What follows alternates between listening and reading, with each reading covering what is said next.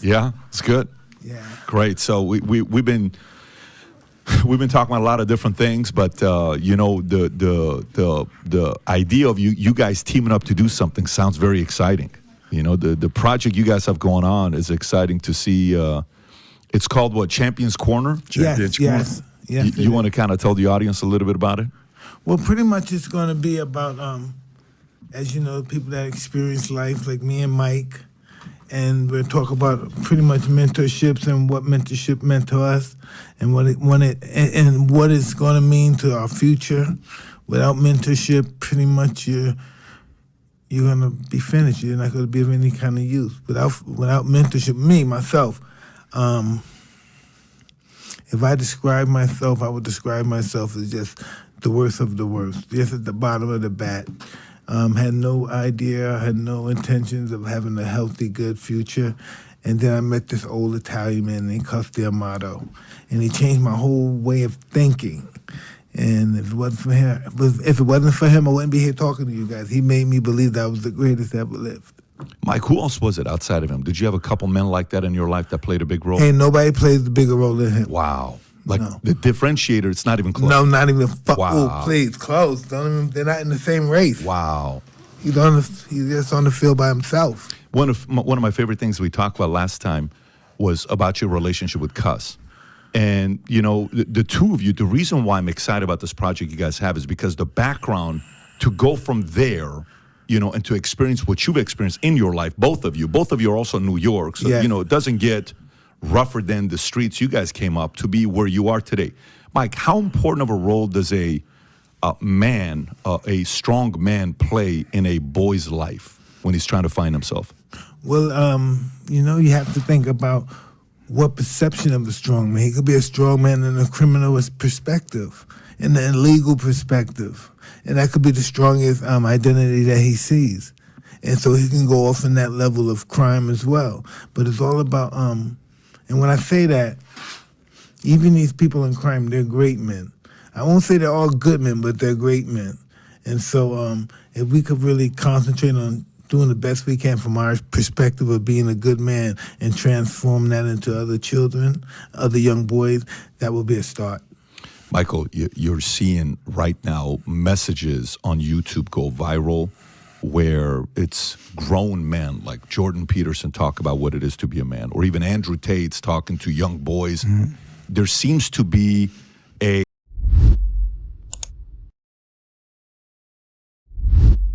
you know, in every industry, there's a sect of that industry does very well. Like, hey, in books, young nonfiction is doing really well right now. Really? Youth nonfiction? Yes, kids want to know more. Oh, okay, interesting. You know, in the denomination of religion, hey, the LDS church is growing at this pace right now. Really? Why? What are they doing? Hey, when it comes down to content being created right now, young boys want to learn from a man with experience. Maybe they didn't have a father figure growing up. Why do you think that content is resonating the way it is with young boys?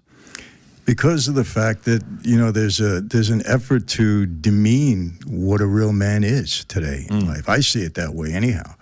You know, and when people look up to a guy that presents himself like a man, then it's attractive to them. You know, look, one of the reasons, Patrick, I go into prisons, I talk to these young gangbangers, you know, and they'll say to me, come on, Michael, you had the great cars, you had the women, you know, you wore the right clothing. To them, that's what a man looks like. So they want the image of a man, you know, a manhood. But, you know, the problem is a lot of people today think that when you're telling a man how to be a man, that it's demeaning to a woman. They've made that a part of society now. Well, if you're telling this guy to be a man, that means he's going to demean women. And I said, no, a real man is going to benefit women. Women are going to benefit by that because he's going to treat her the right way. You know, he's going to bring up his kids properly. He's going to, you know, he's going to be in the community, do the right thing. That's what a man is. It's not, you know, being a macho guy or anything like that. Of course, you got to defend yourself.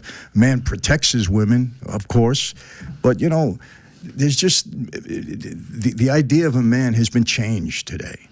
It really has. And that's what we want to teach guys. Oh, look, a man can be sensitive. A man can have emotion. You know, there's nothing wrong with that. You know how many times, look, I went to with the most powerful guys you want to see. I see them crying at a funeral. They go to a show and they got tears in their eyes at an opera show. I've seen that. There's nothing wrong with that, showing emotion. You know, you know, and I think these young guys today are really looking for that. Yeah. You know, and they look at somebody like Mike who, let me tell you something, you know, the way he came up and to be where he is today, it's a miracle. It really is. You know, under the odds that he had to face in that way. And, you know, mine is different. I didn't go through some of the things that he went. It was different for me. But, you know, the fact that I'm here, you know this, Patrick, I should be dead or in prison a long time ago. It's just been very fortunate, you know. So we want to use these experiences to try to help people. And that's what this is all about. And we're going to do it. I fully agree with what Michael's saying, is that there's just such a need for leadership for young men these days. I guess my question is, it's not a zero-sum game. Like forever we've heard that it's the patriarchy, and this is basically has given rise to modern-day feminism, and then you see things like the future is female, where it's like, what does that, if the future is female, what does that mean for men, right? And then you see things like the feminism and the boss babe movement and everything with that. It's men and women can both win, right? I think women want a strong man in their life, and men want a, you know, what's the famous phrase, behind every great man, there's a strong woman. So how can men and women win in today's society? What do you guys think? Well, listen, that's going to be pretty difficult, because when you watch television, you see it could be black people, it could be white people. It's confrontation between man and woman. That's all you see on television. That's what you see on housewife show. That's just what you see. You see this on Kevin Samuels show. You see this on sometimes, what's the other guy?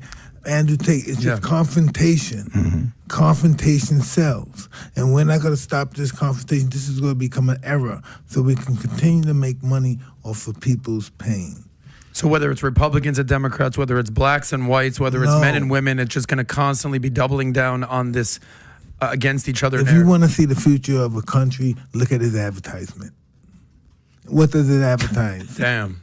You know what that makes me think of, right? So true. About how we're the only country. You just so true. sit there and you just made two profound comments in the last minute. What about, you know, how United States and I think New Zealand are the only countries that Big Pharma is allowed to advertise on. So when you see the opioid endemic that's going on right now, I think Mike Tyson makes up a great point. It's that if you want to see the future of a country, look at the advertising. 100%. How many people are on mixed drugs? families now. Look at the mixed family. Before, we're like, taboo is to mix a black or Italian, a black, Asian, Spanish. That was taboo, you think. But now it's promoting this is what it's going to be. Because you see the influx of different, I'm not going to...